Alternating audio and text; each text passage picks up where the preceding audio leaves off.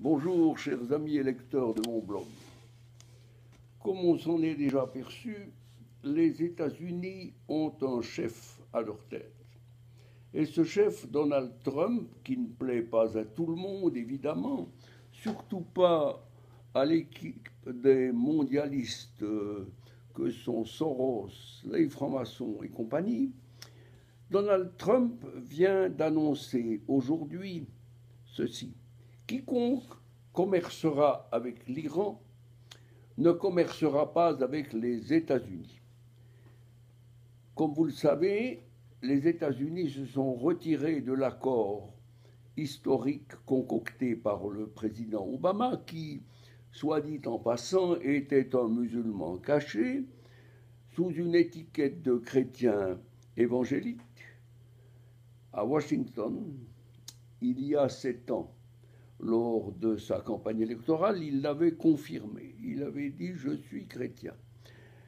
Là, comment peut-on être chrétien si l'on est né musulman lorsque l'on sait que l'islam ne permet pas aux musulmans de quitter la religion sous peine de mort? Or, l'ancien président Obama a lui été bien ménagé. Pourquoi? Parce qu'il était sous la faveur de la taqia, c'est-à-dire que cette taqia est une possibilité laissée aux musulmans pour mentir à nous, aux infidèles, afin de mieux faire progresser la cause de l'islam. Vous voyez bien le côté diabolique de la religion de paix, amour et tolérance. Heureusement, M. Obama n'a pas pu continuer son travail de sape avec le règne de Hillary Clinton, sinon nous risquions fort de nous retrouver avec des États-Unis islamo-pakistanais et saoudiens. Pour en revenir à l'accord commercial avec les États-Unis et l'Iran, M. Trump a donc utilisé tout son poids pour mettre les autres pays en garde contre toute collaboration avec l'Iran.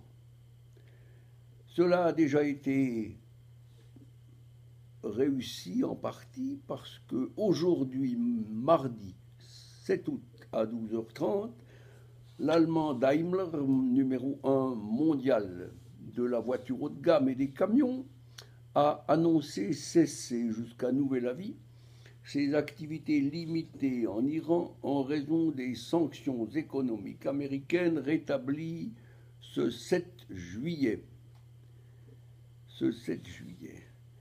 M. Rouhani, lui, président de l'Iran, évidemment, est dans une rage folle et il a accusé Washington de vouloir lancer une guerre psychologique contre les Iraniens et de provoquer des dissensions entre eux.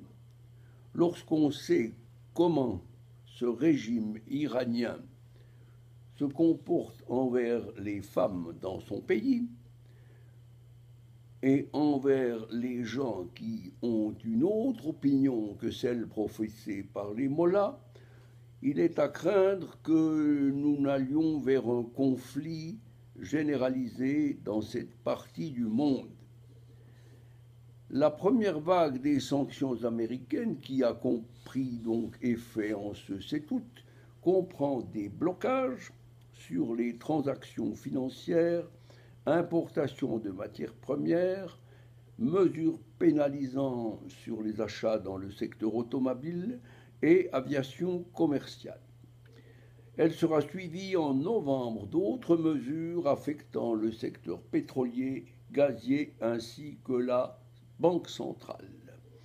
Comme vous le voyez, le rétablissement de ces sanctions économiques, qui a été décidé par Donald Trump après son retrait de l'accord sur le nucléaire, vise à garantir un climat strictement pacifique du programme nucléaire iranien et en le soumettant à une surveillance draconienne. Dans son dernier rapport en mai, l'Agence internationale de l'énergie atomique avait attesté que l'Iran continuait de respecter ses engagements, ce qui n'est pas du tout certain. Voilà, chers amis, c'est ce que je voulais rapidement vous dire en cette journée du 7 août, date historique sur le plan commercial entre le monde libre et le monde soumis à Allah. Je vous souhaite une bonne fin de journée et vous dis à bientôt.